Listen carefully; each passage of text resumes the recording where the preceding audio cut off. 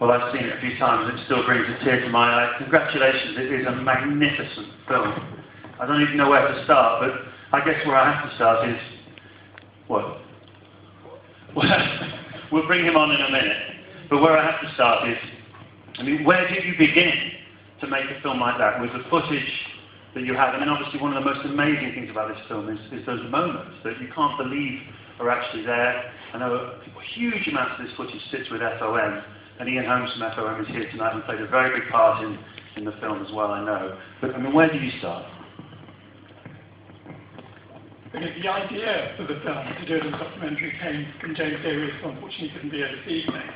And James' father was the account manager for a John Player special back in the 80s, and James wasn't a Formula One fan like Asif, he was a big Liverpool fan. And he used to, and James, and he used to talk to James about this very otherworldly driver, someone that he really couldn't describe very well. And I think it just stayed locked away in James's memory. And James was in LA making movies, but then in 2004 he read the 10th anniversary article the Times ran on the death of Senna.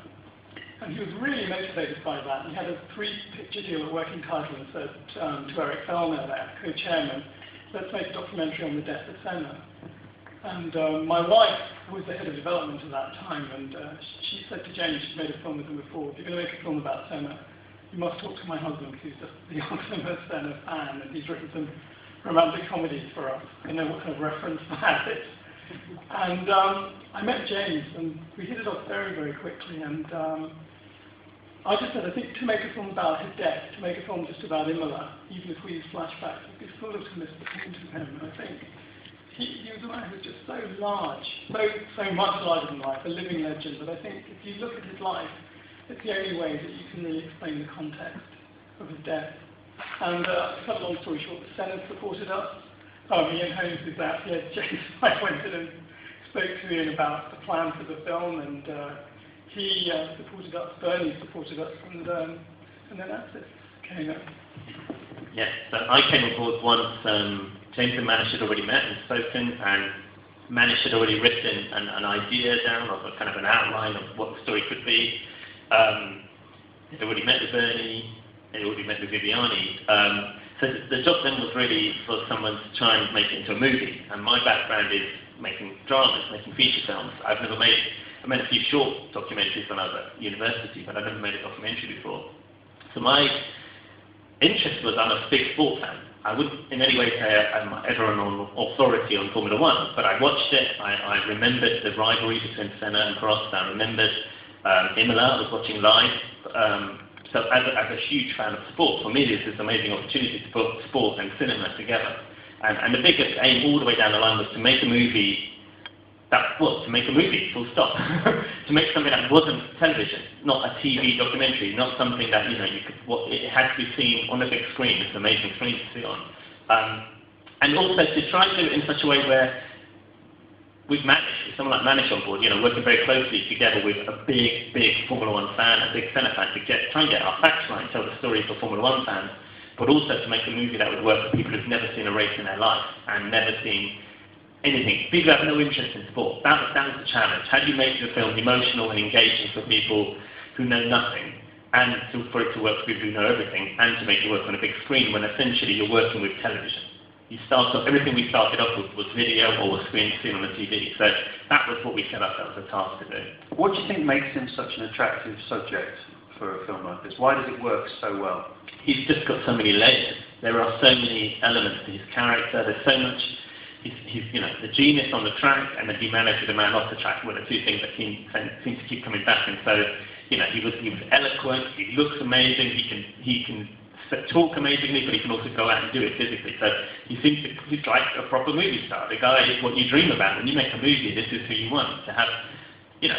We have so many elements. The biggest problem for us all the way down the line is, okay, we're going to have to drop things that we love. We can't fit it all into 100 minutes. What's the typical Formula One race?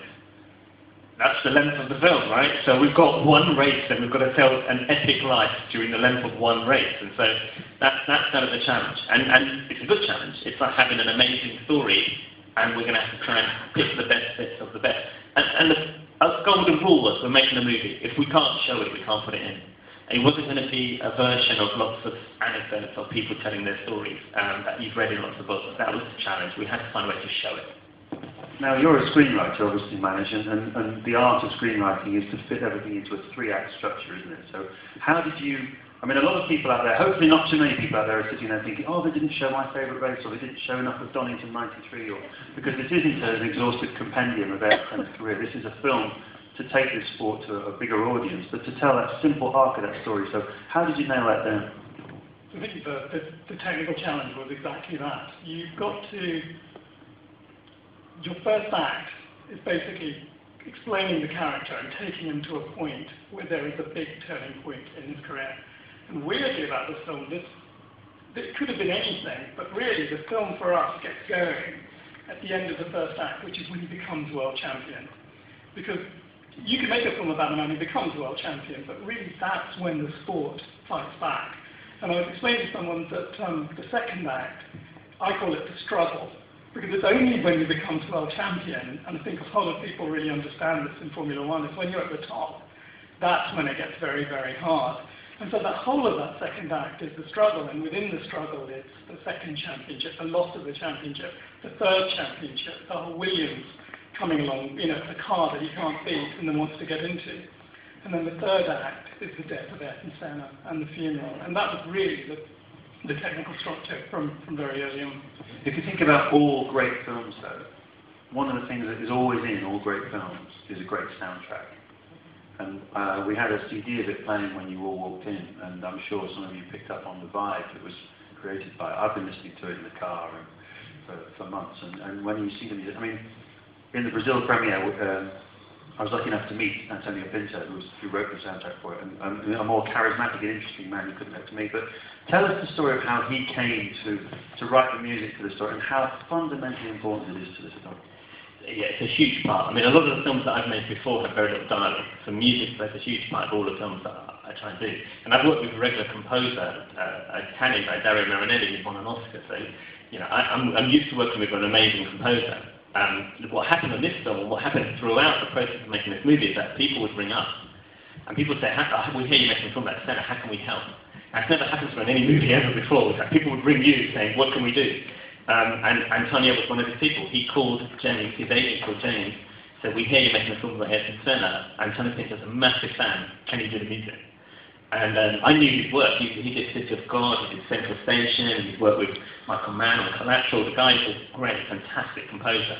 And it was a perfect match, because, you know, this guy's Brazilian, he has the heart also. That means he brings the emotion and the heart to himself. We also said to him, like, I'm really, really sorry, but I don't think we can afford you.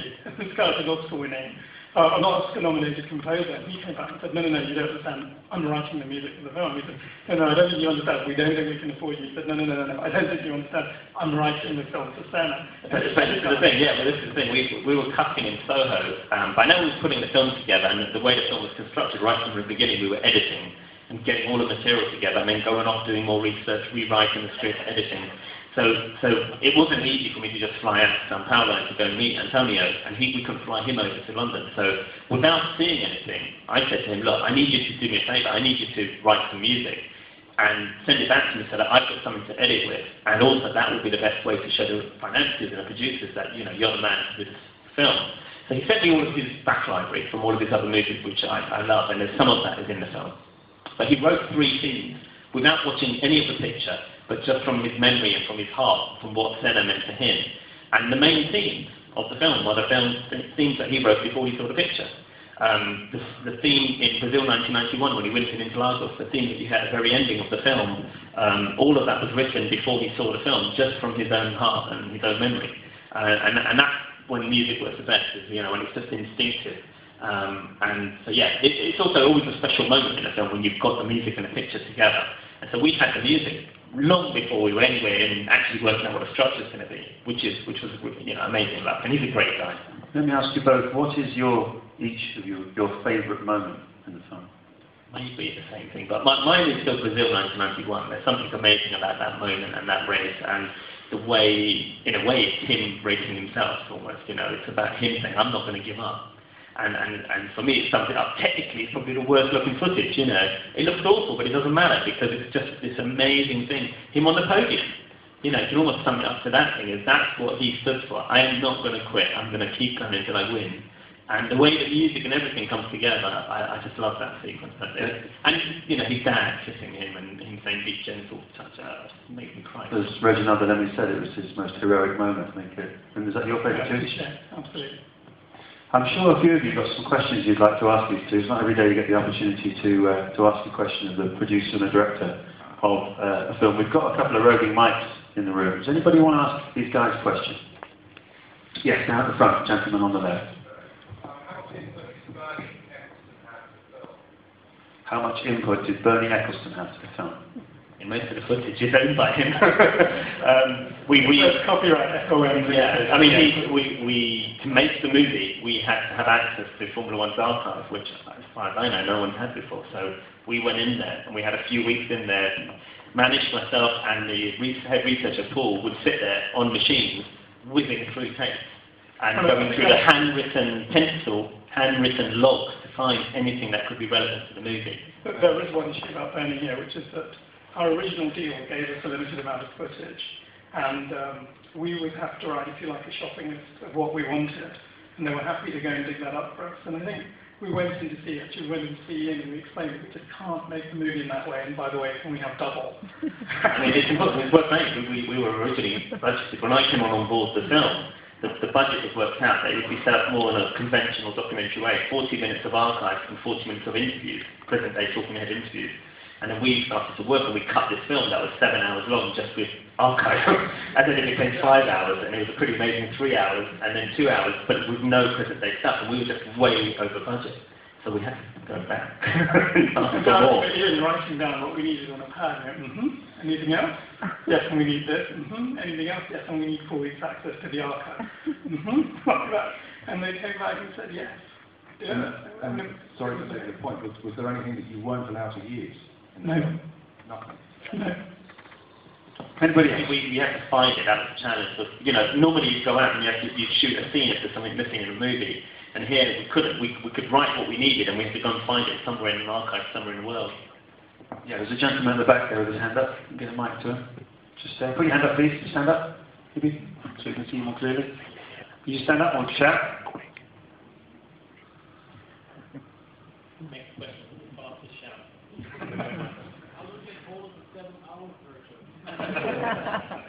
The film does well enough. We can go back to the director. Yes, at the back. What difficulties were presented by the quality of the footage, as you said, taken from television and video? It's an interesting one, you know, because we're making this film with a studio, with Working Title and with Universal, and at the time they were making $100 million movies. And we'd be coming in there with YouTube quality footage, saying, well, this is kind of what it's going to look like. It's a bit better, but, you know, this is essentially... And they were like, what the hell is this guy doing, you know? Because that's what we started off with. We didn't actually have the masters. But it made everyone cry. It made everyone laugh in the right places. You know, it was emotional. It was real. And so the challenge was to say, don't worry about the technical aspects. It will sound better when we get into a mix, and it will look better when we get to colour time it. But we cannot compare it to those $100 million movies. But that's what this is. You know, they're trying to attain something that feels as visceral as this. That was the thing. When you see him driving through Monaco, that's what they spent $20 million for, you know, to try and get that visual effect. And this is all real. That was the bottom line. So it was just a bit of a mindset that we had to try and get people to think that don't worry about the technical aspects, just feel it, feel the emotion. And there's one other interesting element that comes from that. At the beginning of the film, or the beginning of the Formula One stage of the film, the cameras were fairly crude, and the stock was fairly crude. By the end, those high-definition cameras at Imola are shooting as well as any movie camera.